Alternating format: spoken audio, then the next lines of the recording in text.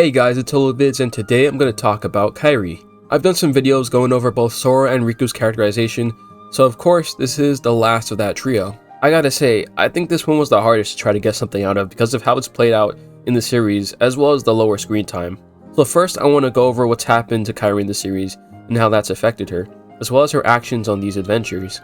Soon you'll see that Kairi's kinda stuck in a loop that hasn't really given her much room to change. Anyway, timeline-wise, her earliest appearance is Kingdom Hearts Birth by Sleep in Radiant Garden. In this game, her scene is very brief, and she's a kid in this one, and she's being attacked by the Unversed because of her light. After Aqua and Mickey save her, she receives a spell that will activate in case something bad happens to her, and it'll lead her to the light of another to safeguard it. After this, we see Kairi's grandma tell her the story of how all the worlds came to be, and that's the last we see of her until Kingdom Hearts 1, which is 10 years later. In Kingdom Hearts 1, she now lives on Destiny Islands and can't remember anything from her life before this world, so in terms of her character, we can kinda just ignore Birth by Sleep and really start here.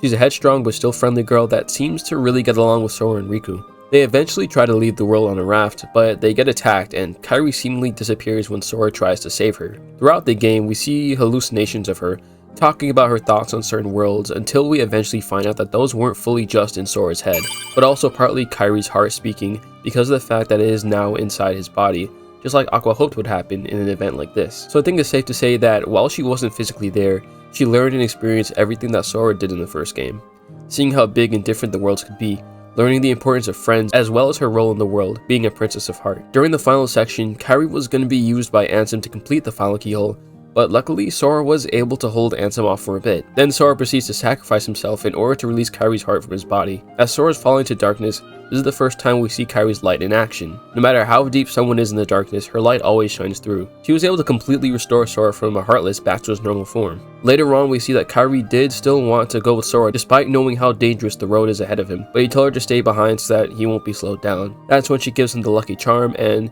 he promises to bring it back to her. Fast forward to a year later, because Kairi isn't really in Chain of Memories.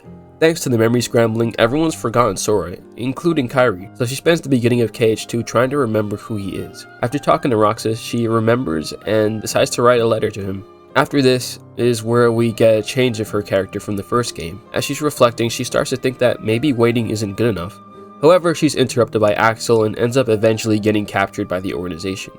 Sadly, she's being used as part of the villain's plan again, though not because of her light, but really because of her relationship with Sora. They use her being captured to fuel Sora's anger and to get him to release more hearts. I will say this for KH2 though. While yeah, she did get captured, this was actually a good move because this was used to have Kairi involved within the final conflict in the world that never was. And with the help of Naminé, she breaks out of the dungeon and meets up with Sora and Riku. Now that Kairi's part of the final section, she's gonna have to pull her own weight, so Riku hands her a Keyblade, and she helps out where she can. Eventually, after her and Sora fuse with their nobodies, everyone besides Riku gets separated from Sora after they stepped into the portal to Destiny Islands. This leads to the final boss fight, and to Sora and Riku getting trapped in the realm of darkness.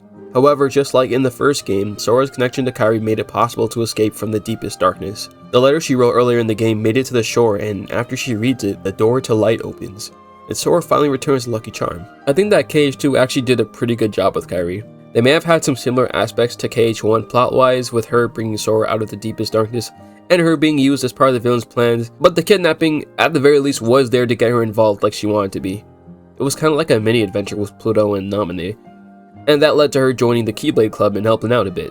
Now for the rest of the games before 3, she isn't really in them except for the end of Dream Drop Distance and 0.2. This centers around Kairi coming to Yensid in order to help out in the new Keyblade War. In 0.2, we see that it isn't just because Disney asked, but she does it because she wants to help out too. So far so good. She still doesn't back down from the revelation from KH2 that she can't just sit around and wait.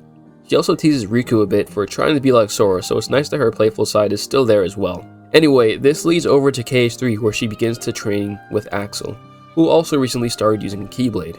Throughout that time, she seems to be getting closer to Axel, realizing that he isn't actually a bad guy. Her initial reaction to having to train with him was pretty funny. Anyway, they train, spar, and help each other with their issues, and then they come out ready to participate in the Keyblade War towards the end of 3. Right before they depart, Kairi says that she wants to protect Sora, and she shares the Paopu fruit, as well as saying that she wanted to be a part of his life forever. If we believe what they say about the fruit, then it's possible that this may have actually affected some future events that we'll get into. And as you guys know, once they get to the battlefield, Terranor starts going in and nearly attacks a shaken up Kairi. We do have to remember that while she did train with Axel and fought some Heartless before, none of those things are going to prepare you for a Xehanort level enemy who's actually trying to kill you. So I don't really blame her for freezing up a bit. Axel, who is also not as strong, is able to step in though, but you gotta remember that he has been in tons of life or death fights already, so he's already used to that. Eventually the darkness proves to be too much for our guardians and they all die. However, Sora wakes up in the final world, which is sort of a purgatory for hearts who haven't moved on to death yet. Something is still holding on to him in the world of the living, and that thing is Kairi. This section plays into the same thing, with Kairi bringing Sora out of these kind of hopeless situations. Though, this time I don't think it's just because of her light, but maybe also because of their connection, as well as the Paopu fruit as well. Alright, so we can check that off our 2-entry Kairi bingo chart. Next is being used or kidnapped for the enemy's plan, and... So yeah, just like in the first 2 games, only this time she didn't just get captured, but rather she straight up died. This definitely stings for anyone who is excited to see Kairi get a big moment now that she's part of the fighting squad. At the very least, before she got taken, we got to see her fight a bit with Axel against Xion, Sayax, and Xemnas. Going off of this, fighting wise she's pretty formidable since each of these characters are tough. I think it's kind of strange though that she didn't really try that hard to resist when Xemnas grabs her, though this could be a cutscene direction thing rather than a character thing. This isn't the first time that characters probably aren't reacting as much as they should. In the fight against Terranor, realistically I think Riku and Mickey would have actually stepped in instead of just watching it all play out. So this might be a similar situation. If we include the DLC, the next time we see Kairi is when Sora collects all the pieces of her heart and the two take on Xehanort one last time. She's actually pretty strong gameplay wise, even knowing how to do shot locks, which is not something that all the playable characters can do. I think that strictly power scaling wise, she's in a good spot for how much she trained, considering that she was able to at the very least keep up in this fight. Anyway, because of the fact that Sora kept spamming the power of waking, he disappeared, leaving Kairi behind in tears. The last in the story so far is Kingdom Hearts Melody of Memory. In this game, the Radiant Guardian scientists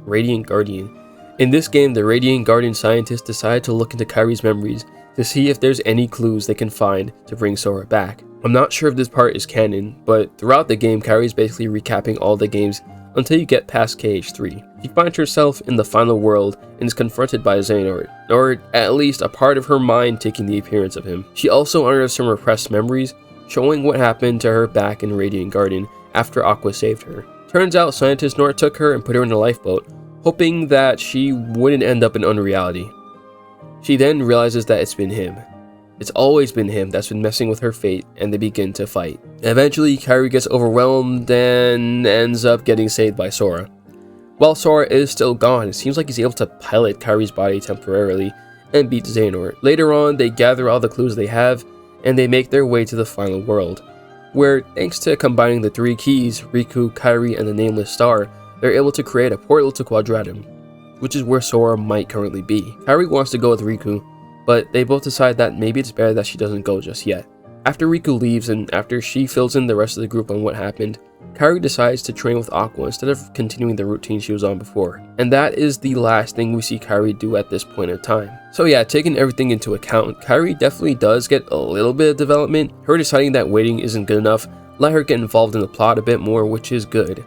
Personality wise, I think she's mostly the same, though I think in KH3, she doesn't really make as much teasing jokes as she did in the other games, but maybe there just wasn't a good time for her to do it. If we're talking KH3 specifically, I think maybe the events of the game were meant to be a wake-up call for Kairi. While she has the will, the light, and the connections, she lacks the experience and general strength, or at the very least, enough strength to stand up to a Xehanort. Anyway, there is a clear pattern though. In each of the numbered games, she ends up saving Sora from a dire situation, as well as being taken by an enemy as part of their plan. And I think that this pattern needs to stop because people are starting to notice that it's there. And while that didn't happen in Melody of Memory, it didn't exactly fix it either. Now that she's got her wake-up call and some real combat experience, she can be more prepared for her next encounter. I also think that training with Aqua will help, because she'd make a much stronger training partner than Axel. Or maybe she might be sparring with Ventus, since he was also still in training when he left on his journey. There's also the aspect of the 3 keys that the fairy godmother talked about. It's possible that that plot point might not have just been there to make a portal, but perhaps teasing the 3 key figures will help bring Sora back. I have another video where I talked about Kairi's possible future, but I'll say it again here. I think that she needs to have her own adventure in Quadratum. That and just to, for once, not be used as part of a villain's plan or something. I don't think the Master of Masters would really need Kairi for anything, but you never know. I can't wait to see what they hopefully do with Kairi's character in the games to come. I think we can all agree that she can't grow anymore until she breaks this cycle. So those are all my observations on Kairi's character. Her story doesn't play out like the other characters, but I believe that maybe this is just the start of her arc. She may have started a bit later, but the beginning of her journey is now. Let me know any observations any of you made on Kairi's character throughout the series. Learning that you need more strength is a pretty simple start that typically doesn't take 3 games to get to that point. But hey, until KH4 comes out, I think she's still in good hands. Anyway, thanks for watching, and I'll be seeing you guys next time.